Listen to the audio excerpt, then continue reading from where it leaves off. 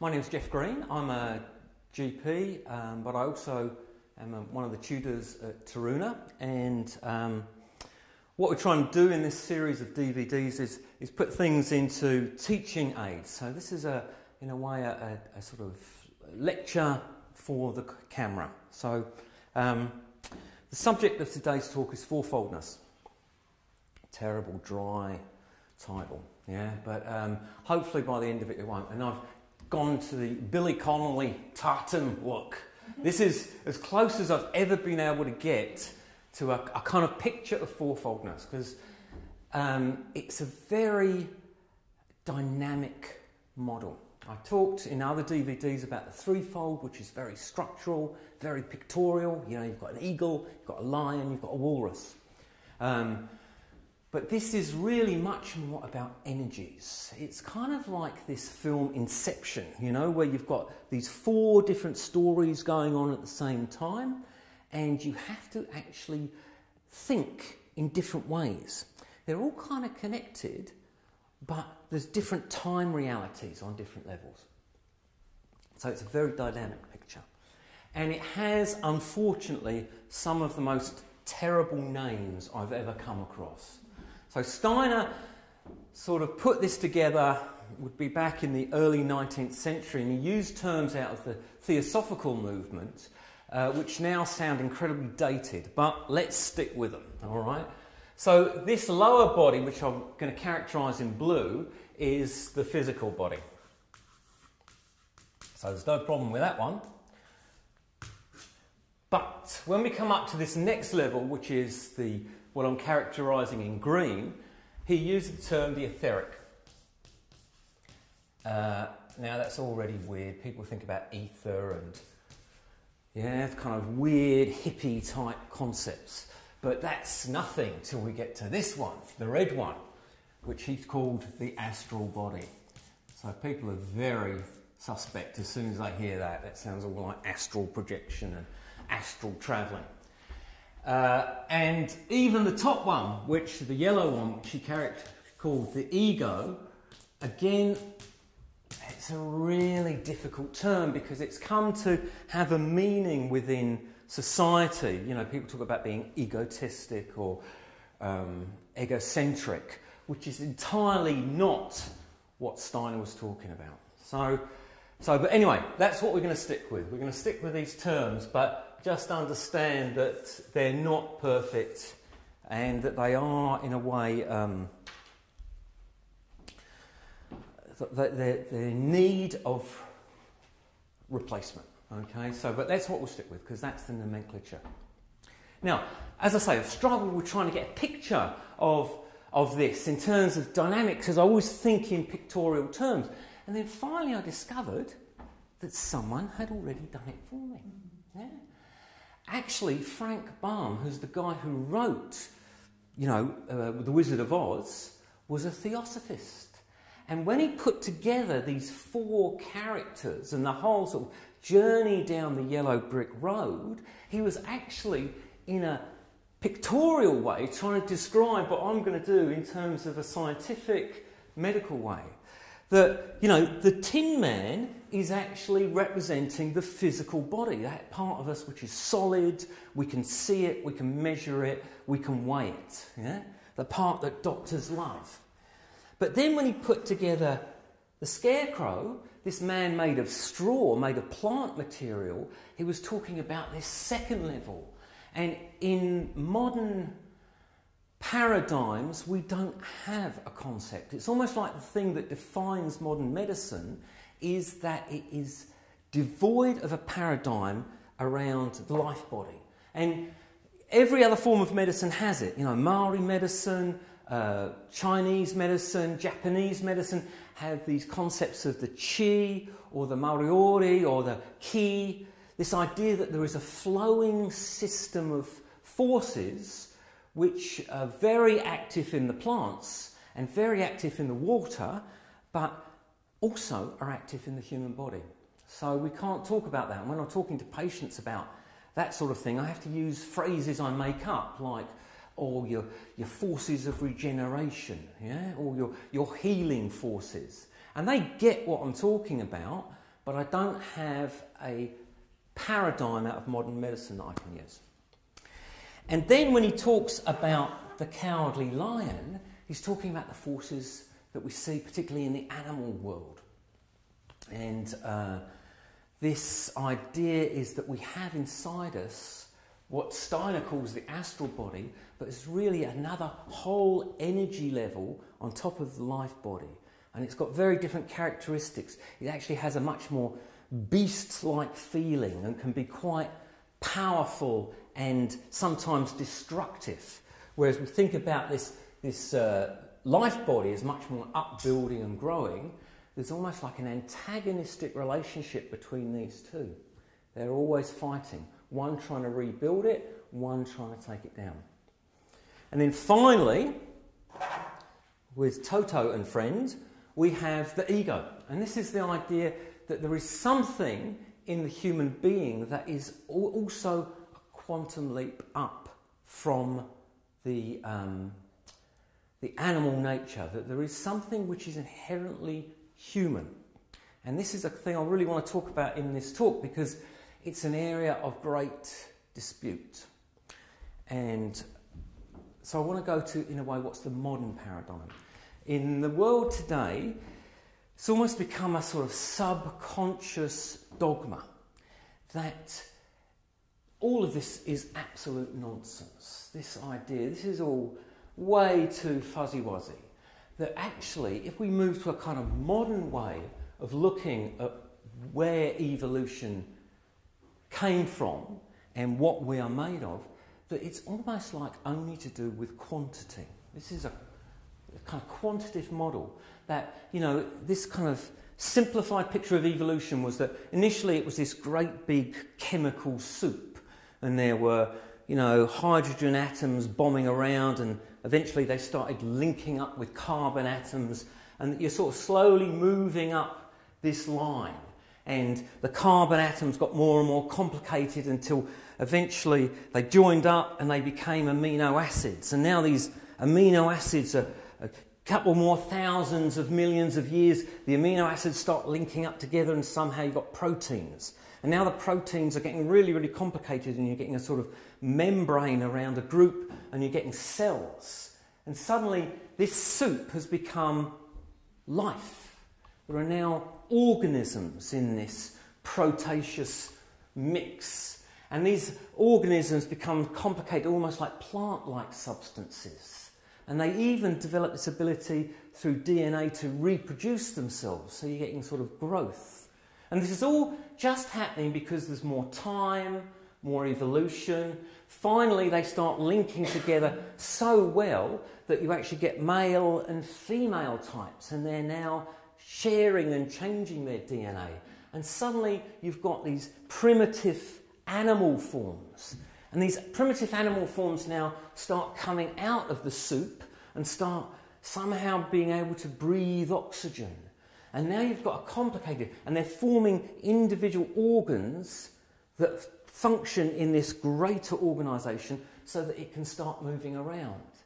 And then these animals get more and more complicated and they go from little rodents up to jumping rodents, up to monkeys, up to really clever monkeys. And then at some point along this line, which is all just endlessly bigger brains, more neurons, more time, you've got man.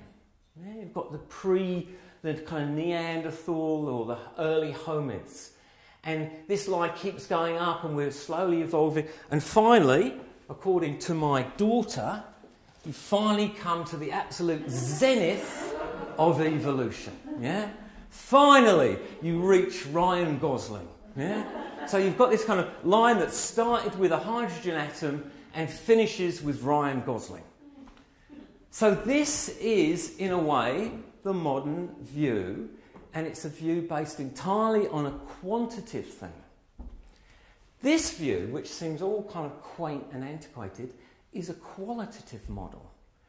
It's actually, in a way, a little bit more right brain. It's saying that there are different qualities as you go up this ladder. And although you can't quantify it, that there is actually an inherent difference between the physical and the etheric. So that's what I'm going to try and do in this talk. But before I do that, I need to do some picture building. A little bit of concepts. Because if these four, I feel like one of those street, right, so where's the P? Where is the P? So the idea is that the picture builds, that you start initially with just a physical body. And that what happens is that each of these new bodies, in a way, are always held within the last one. And actually, the only body you can see is the physical. So if you can weigh it and measure it and touch it, it's physical body. But you have to use almost different forms of thinking to understand the new bodies which are progressively coming in underneath. So now we enter the Twilight Zone, because these then are super sensible bodies. These are things that you cannot weigh or touch or measure. These other three are in fact almost like other energy levels. Yeah, it's not like I can talk about eagle and lion at the same time. It's almost like you have to move your thinking. This is the only thing you can measure. These you have to, in a way, interpret. So that's the concept.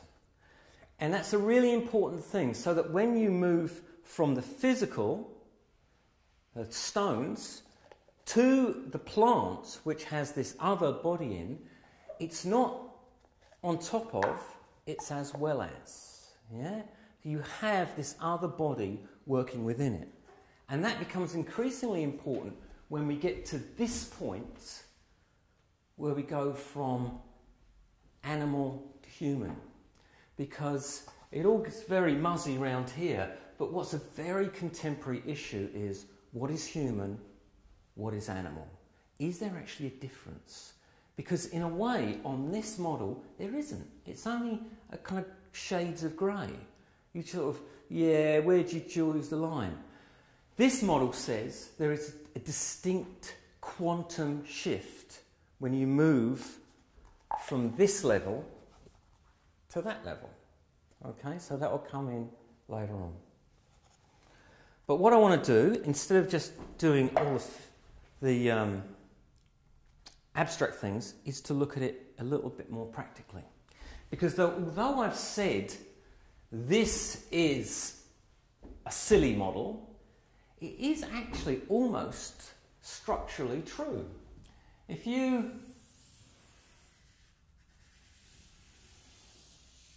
can almost see that in the human being,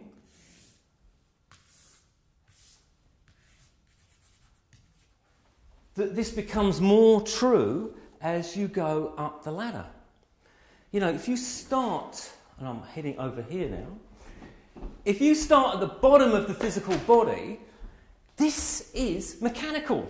It is made up of mechanical structures.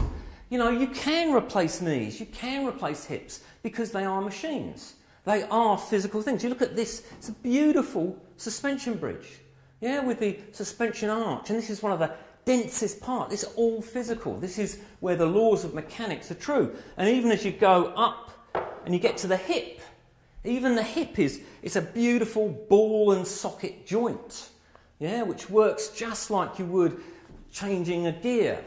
And even if you look inside, break this, yeah, all of these lines are along force structures. It's a beautiful machine, this whole lower limb. So actually in our lower body, we are very much made out of the laws of the physical body.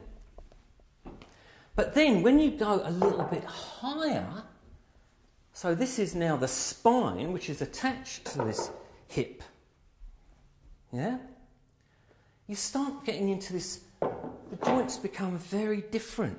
You now get this weird alternation between these physical building Lego bricks, basically. And now you've got this weird squishy stuff in between, this cartilage, which is very much like a plant-like substance. So now you've got a sort of, you're more into this zone, where you have mechanical fluid. So you've now got something that's a little bit like this. And when you look at what's going on in the body around this area, it's totally this world of juices and fluids. You know, you've got these organs secreting water, and you've got this whole process of the gut which is working with the fluid and the solid elements. Yeah? And every morning we get a chance to observe how well it did. You've got this fluid mechanical organisation. But then you make the jump over the diaphragm, and suddenly you're into this world of air as well. Into this mechanic, juicy, physical world, you've now got this airy being that's come as well. You're into this zone. And now you look at the joint. Instead of this ball and socket joint, simple and mechanical, you've now got a very much more complicated thing with the shoulder. You've got the mechanical, you've got the cartilage holding the joint together, but now it's very much also made up of this stuff, muscle. So you've now got a mixture of three things working. You've got mechanical, organised fluid, and muscle. So the joint itself is made up of the muscle. It's not just that the muscles are pulling it. Without the muscle, it wouldn't stay together. So you're now up into this row. And then finally, you come up through this to the brain. And you've come into now this world that is where the fire lives. You know, this whole thing of why have humans done so well, and now there's 7 billion of us wrecking the planet and all the animals are dying. It's all because something that we've done here. We are, in many senses, the inferior animal. We don't run as fast, we don't have as great teeth, but we've come to this thing that gives us this ability to control the fire physically, but also in terms of technology. So it's not just an abstract picture, it is to an extent true as a picture of the human being.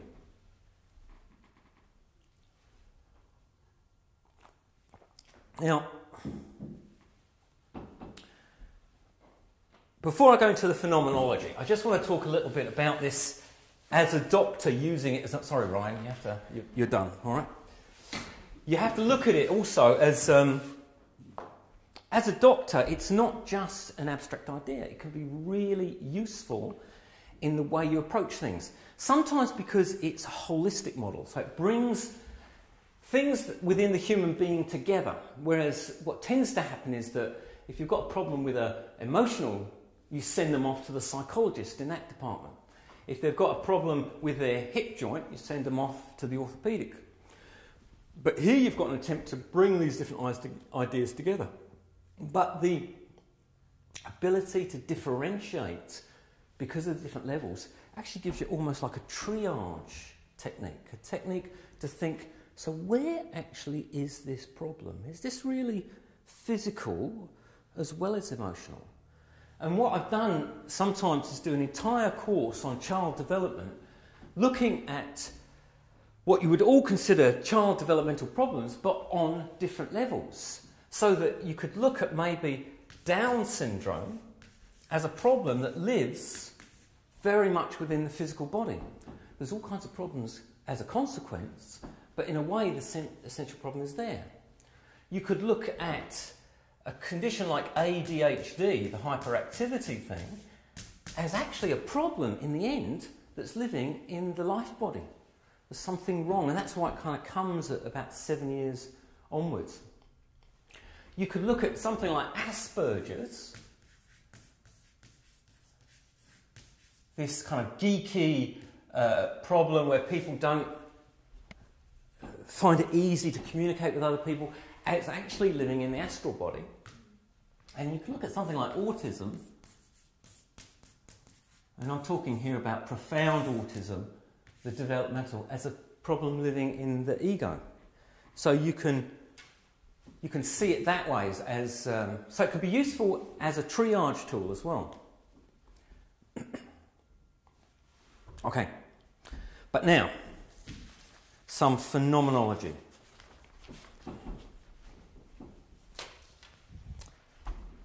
So let's start with the Tin Man and the physical body.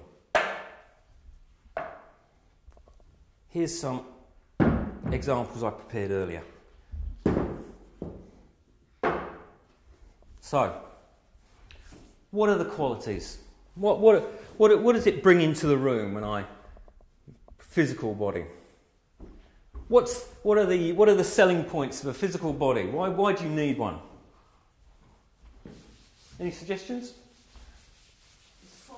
Solid in every sense of the word, isn't it? Solid and reliable.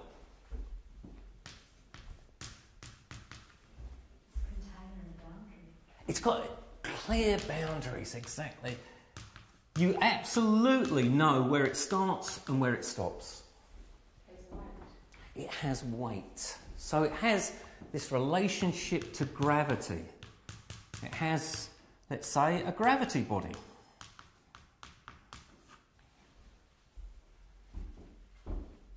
Yep.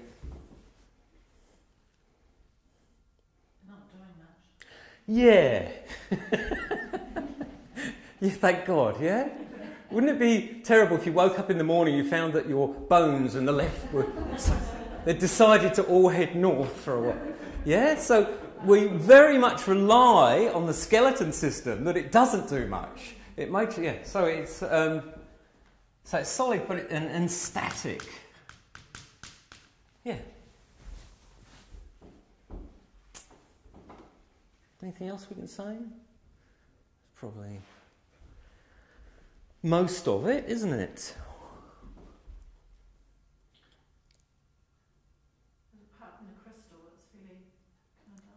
Yes, I know. I thought about the crystal. They're not particularly colourful. I mean, you can get minerals, but yeah, it is dull, isn't it? So it's okay. Let's say that we're there. All right. So. Let's move up the ladder. Now, we've got the physical body. What happens if we add into it this second level? So, again, some examples I prepared earlier. All right.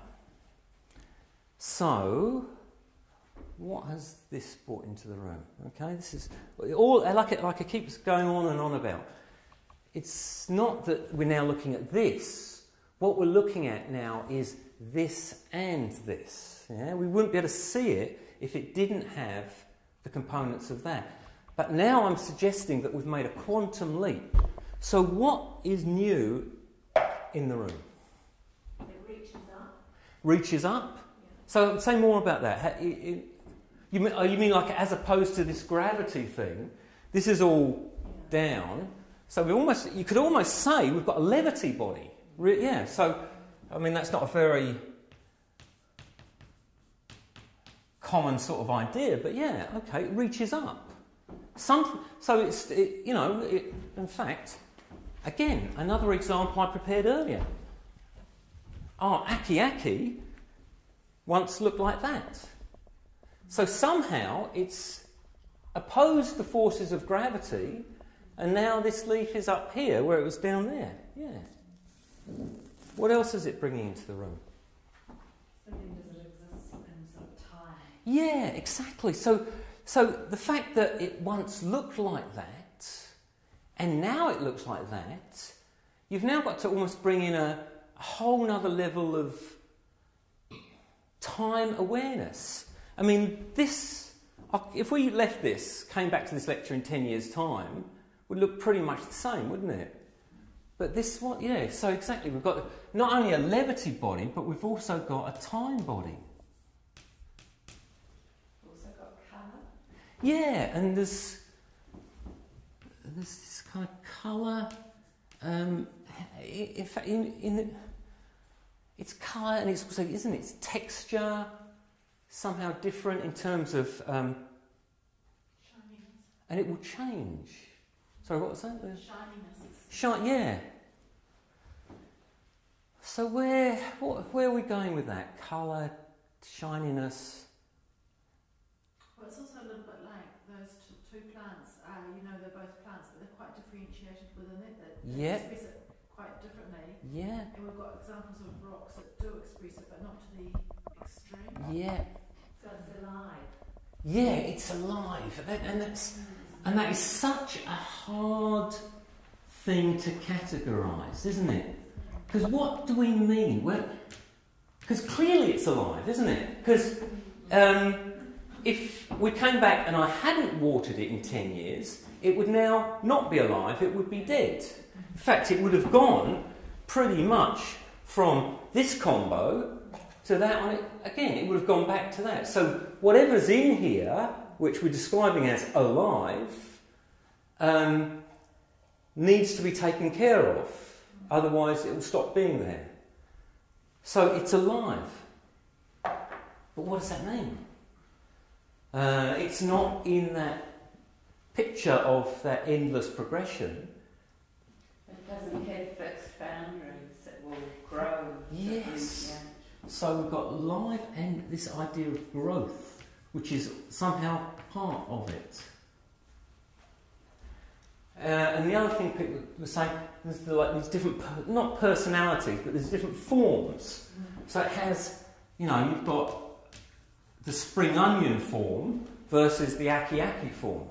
And what's even weirder, in a way, because I've gone down, now, these two dots, right?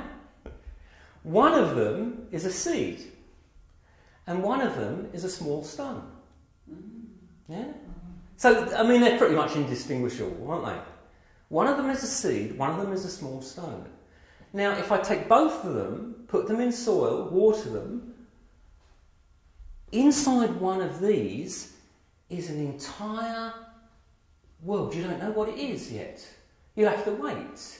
So all of these forces are hidden inside one of these. But you can't see it at the moment. You know it's there, but you can't actually, you can't, it'll be a mystery. Will it be a spring onion? Will it be an aki? It's an amazing idea, isn't it? It's actually here already, but it's not accessible to your physical eyes. So although I'm talking about super sensible bodies, it's actually something we work with every time we go out in the garden and chuck a seed in the soil, We're not amazed, oh my God, it turned into a plant, and it looked just like a stone, So it's something that we're working with all the time, but it's there as a reality.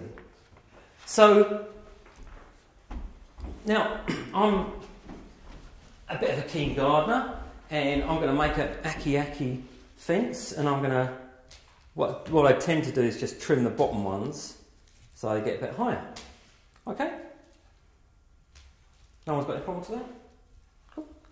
And this is my spring onion. Beautiful. Yeah? Lovely. Really nice. So,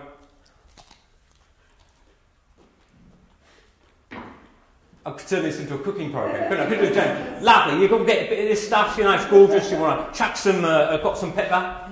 No, I won't do that. So all of this is true, but you've all sat there and blandly watched me maim an aki and eat an onion in front of you. Not a word, not a murmur, yeah? So there's also something missing. Do you know what I'm saying? Yeah? So now I want to go to the next level. So we've done these guys. Now we have to go to the cowardly lion. I don't know if cowardly would be a good description. But I'm just going to go and get my next contributor. I'll be straight back.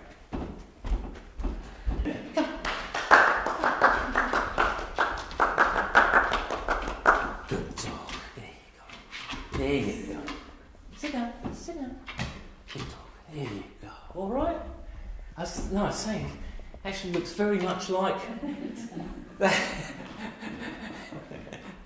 All right. So this is Denver. How old's Denver? 15. 15. All right.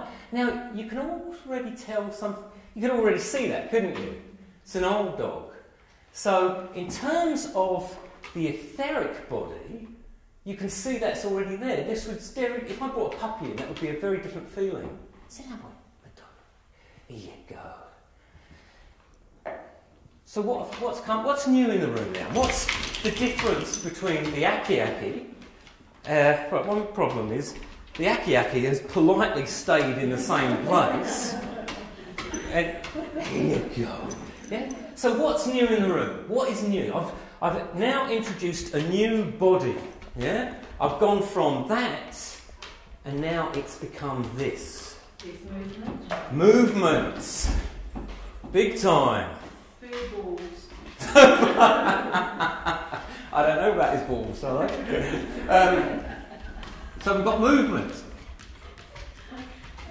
It's uncontrollable movement. Yeah, and there's now a whole. This is pretty. Yeah, this is. There's a whole sort of unpredictability has come in, hasn't it? And relationship. Yes. So we've got also this.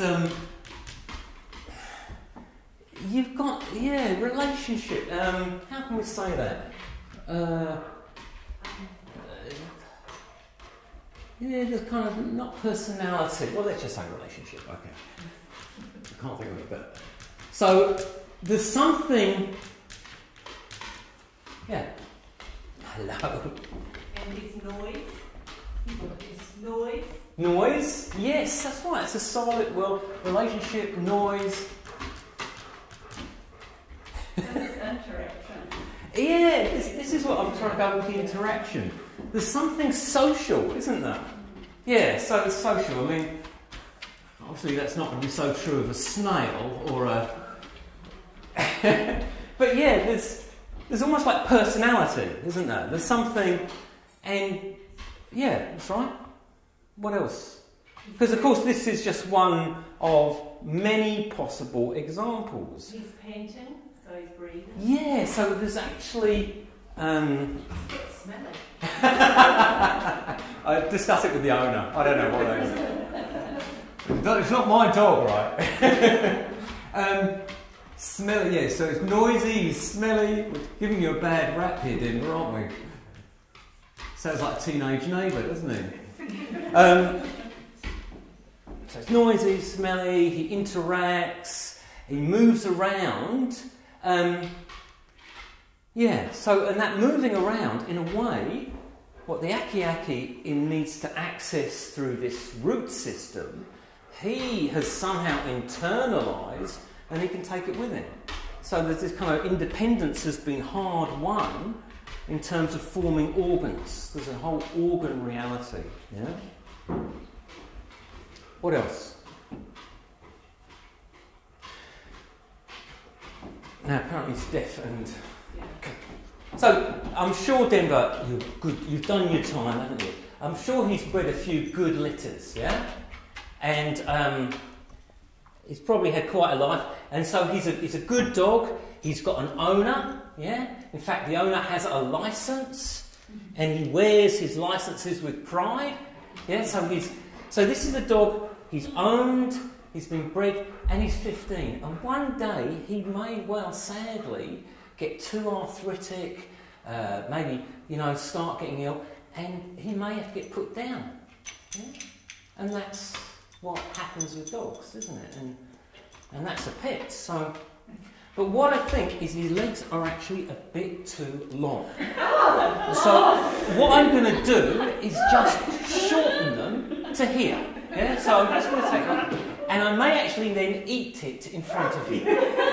Yeah. So that's my plan. You're okay with that? I'm not going to. Yeah. So what a horrifying idea. But aki, not a problem. So what's different? What's different between Denver's rear end and the aki? We have an emotional attachment. Yeah, well, we have an emotional attachment, but we assume that Denver has an inner life as well. You know, I can do that to the aki, and you think, well, yeah, right. I mean, some people might feel upset by that, but you're kind of assuming an emotional life, an inner life, a world of sentience and feeling is going on in there, where that would be horrible to do that. Yeah? But let's be clear, what you did allow me to say, without any problem at all, was that I can use Denver for breeding purposes, get a couple of litters off him, pay his way. I can own him. Yep. You can get a license for him, and that one day I may have to put him down. Okay? That's just the way of the world. That's the way it goes. Okay. Now, what happens if I then suggest that instead of this slurring from the animal to the human, that we now are adding another layer. Okay?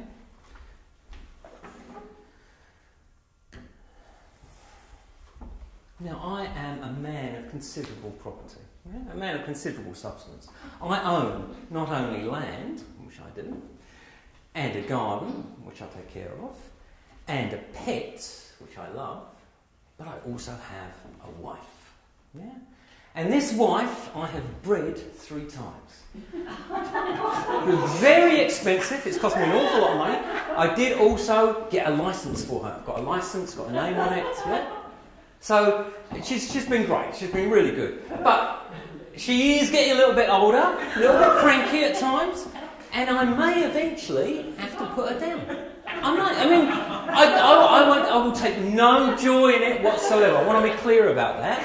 But I just feel that when, the crankiness is getting out of control and, I don't know, maybe the bladder's not working properly, it might be better for everyone involved if I just put her down. Yeah? All right. Now, sometimes I do that joke and the audience goes dead quiet. And they're like, you better be joking. Especially the sort of feminist contingent of that. But, yeah. So what's the difference? Okay, I could say all of those things about Denver, but if I start saying that about a human being, something in us, in our very guts, is offended. And, so if you just think of the human being as the naked ape, or we're just orangutans with more neurological ability, there's no actual quantum leap that says this is human. Yeah? So I'm proposing that it isn't just a slur, that there is something about a human being where you don't talk, just in the same way that there's a jump from Aki to Denver. I'm saying that there's a jump from Denver to my wife. She'll be very glad to hear that. Don't worry, dear, I'm not going to breed you anymore. You are a free person, and you'll probably be putting me down, more likely. Yeah? So there's a quantum leap. Yeah? That's a quick picture, a phenomenology, from these 4 different levels. But you can also look at it, I think, in terms of biography. Because when I look at my journey being a doctor, it has been, in a way, also a sort of staircase up this journey. And we were talking just the other day about how ideas become very beloved by you at certain stages. Well, I realised this model, which is very much like the central anthroposophical model, could also be seen as a sort of staircase. And I think it's another way of looking at it to try and get it out of just this intellectual idea. That in a way, you can see that you're sort of making steps up this for me. Now, I thought this was me being very unique, and maybe it's because I work with people, and when you work with people, you've got all of these four bodies in front of you. But I was interested to see that David Trubridge, who just wrote this book So Far, as a local artist, also talks about his journey as an artist as these elemental steps. But just to illustrate the clinical side, I just want to look at this whole kind of journey that I've made. But I think it is almost like a formula for particularly career development. That, you know, the first thing in terms of medicine for me was going to medical school. And it was awful. It was terrible. The first day, they take us up to the top of the big tower and they take you into the morgue. And you're on the 15th floor of this hospital with the wind rattling around, and there are dead bodies going to the horizon. And one guy actually turned around and said, "See you later." Went off and did accountancy. Probably a good choice.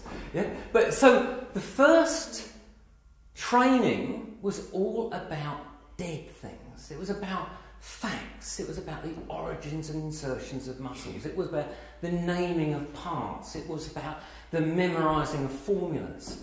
And this whole journey at medical school was very much this dead facts, dead boring, dead bodies. Learning the parts.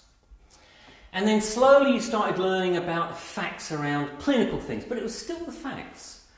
And amazingly, you're supposed to make this magical transition that from one day to the next, suddenly you qualify, and in New Zealand it used to be true that you qualify and they chuck you out, suddenly you're a GP. Suddenly, you're sitting in a room and people are coming in and they are showing you things, asking you questions, trying to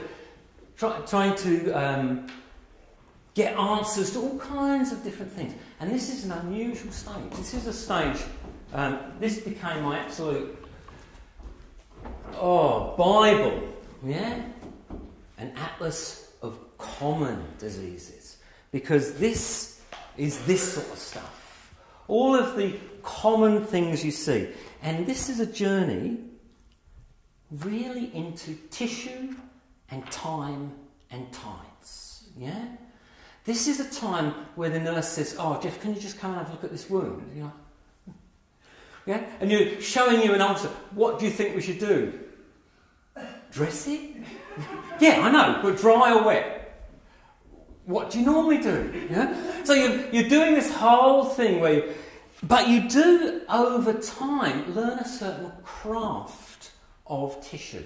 You know that if you sew up a young kid's wound, it'll be fixed within a few days, and if you sew up an old lady's leg, it'll all pull apart, the stitches won't hold, and it'll be an ulcer that will take 3 months to heal. So you begin to learn a sort of craft of medicine.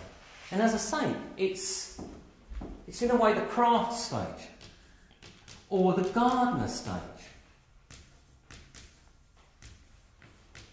And in a way, for me, it is your meeting with the etheric. You're meeting the life body. And it's not only this thing, it's also that you learn that there are time processes. You see people ill and you follow them up in 2 days' time and they're totally better. And you learn that there's a sort of, sometimes you need to be a patient.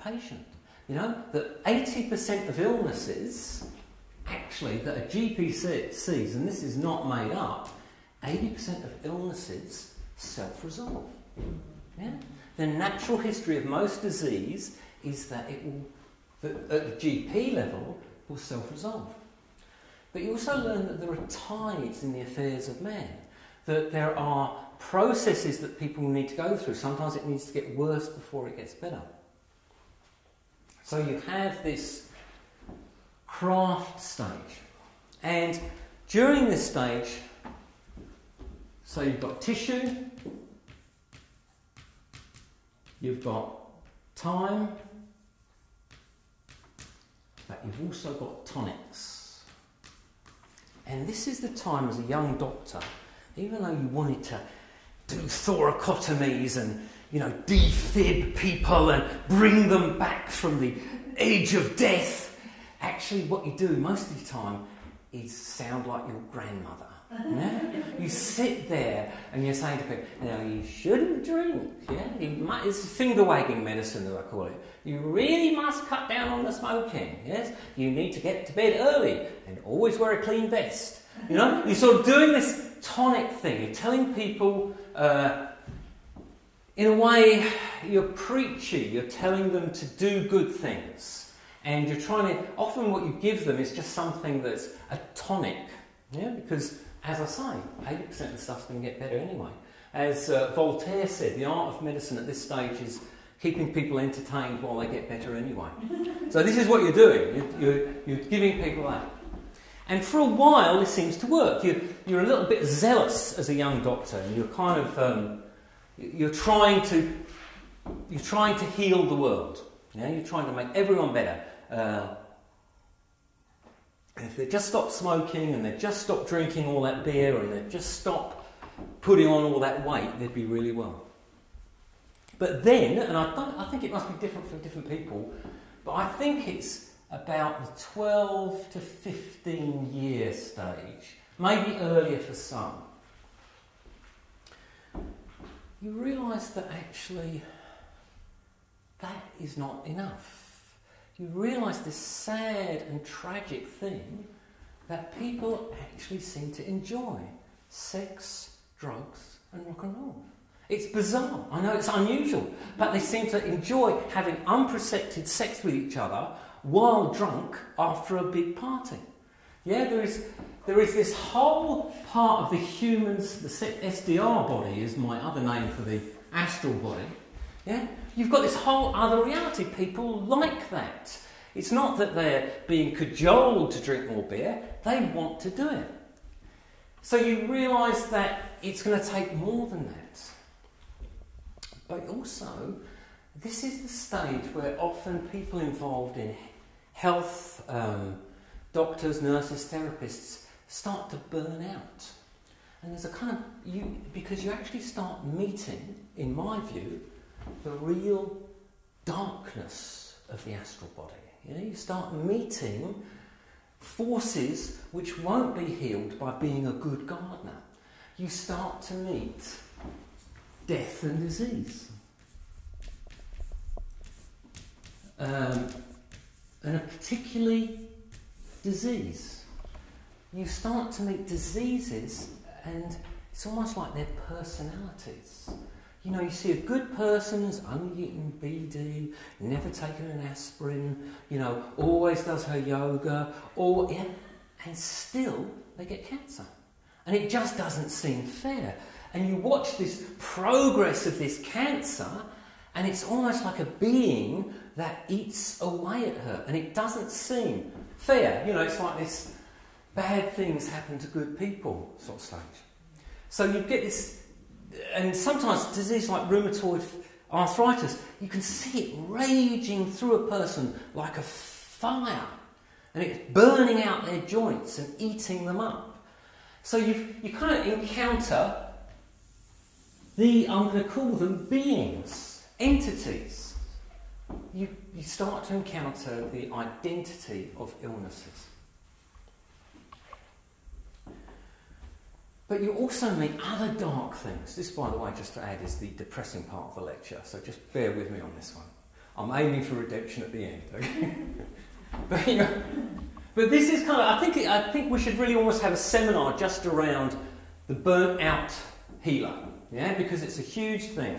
And I think you also meet this thing, which I also believe lives in the astral body, is the vicious circle. Yeah? These astral loops, just like kind of animal behaviour, and you can see it on an individual level and you can see it on a societal level. You see the sort of syndromes where you've got a guy who's not very functional, who's maybe particularly shy or insecure or hasn't got high self-esteem, so he resorts to taking drugs. And the drugs actually kind of damage him more, which means he needs to take more drugs. So you see these horrible individual vicious circles, you know, sort of deficiency goes to drugs, and drugs goes to deficiency. Or you see it on a social level. You see dysfunctional communities making people dysfunctional, and so they create more dysfunctional communities. Or something like someone is abused as a child, and oh my God, they turn up to be an abuser. And so they abuse more people. So you start meeting these social forces which are negative. And you also start to meet the fact that as much as you want to be a noble and never sullied doctor, that actually by this stage in your career you're working by pattern recognition. That's why you can work so quick. And you walk in the room and you've got the type straight away. It's like you're reading types all the time, or you're reading syndromes and you've got a protocol for it. And you realise that it's self and true. Depressed people tend to be depressed. Yeah? And the depressed woman that you were working with 15 years ago and you were trying to be as positive, is still depressed. Yeah? Anxious people tend to be anxious. 20 years later, she's still nervous, yeah, and you've done all of your art therapy and your eurythmy, but she is a type. And I think types live within the astral body. And this is where I'm going, is that you meet, in a way, in your career at the burnout stage, the darker side of the astral body. It's got lots of good things, but you meet this darker side. And it's often a point where people sort of give up. Lots of people, that's it, they decide that they're only interested in earning as much money as they can, or they trade in the 50-year-old wife for two 25-year-olds, you know, or they get the red sports car and the toupee, you know, right, okay, they've sort of, that's it, I'm done. And they have lost their mission. And I remember going through this stage, I'm probably still in it, but, you know, and I was walking around Napier, and the back of the Pack and Save, someone had scrawled some graffiti on the back of it. And it was like it was, don't give up until the miracle happens. It was like amazing, because you were sort of clinging on to something, and you're waiting for redemption, yeah? And actually, it comes. It comes in that, although this is all true, you can always find the exceptions. You can always find the exceptions. You can find that even though a good person has got disease, the disease has not been the end of the story. The disease has actually brought more meaning and more development into their life. It's not just that, you know, bad things happen to good people. It's bad things make better people sometimes. Yeah? Even death. I saw a great bumper sticker once that said, death is God's way of telling you to try again. You know, it's like that even death isn't the end. It's not like, oh, game over. Maybe it's God's way of saying try again. Let's have another go this time. But also vicious circles. It's true that these are true. But I have worked with drug addicts who, after 40 years of smoking marijuana, one day decided to stop. And this guy was a big farmer. He cried for 6 months because he had 40 years of accumulated non-processed emotional stuff, but he chose to do that, which totally does not fit in the vicious circle. And also, in this whole thing with addiction, is that there is this whole thing of rock bottom. You get to a point, and actually, it's not anymore about this astral circle. You stand on the edge of the abyss, and something else wakes up within you, and you're able to break the vicious circle. And even these social vicious circles, it's true, abuse can crush people, but some people go through abusive situations and it becomes the springboard for them to go off and do the most amazing things with their lives. Start orphanages in Vietnam, or work with people with abuse. It can sometimes be not a crushing thing, but something that makes them,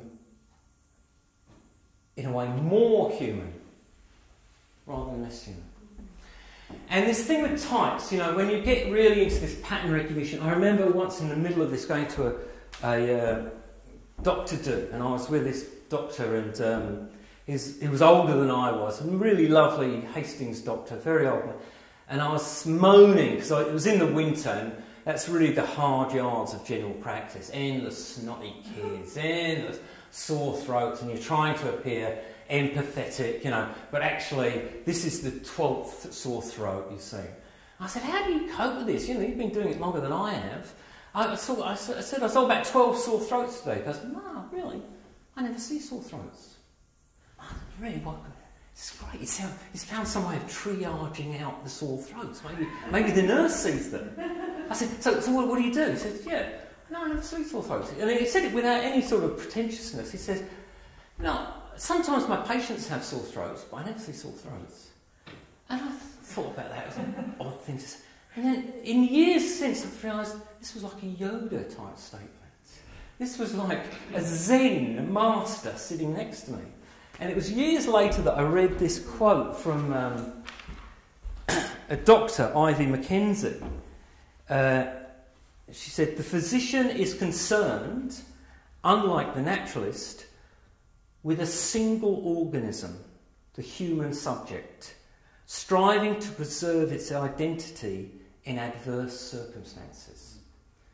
Yeah, so his focus was actually this, the individual who gets the sore throat. His focus was not sore throats. So, in a way, he was like the Yoda of the ego. I'll tell him that one day when I meet him. So, that's probably it for now. Thank you very much.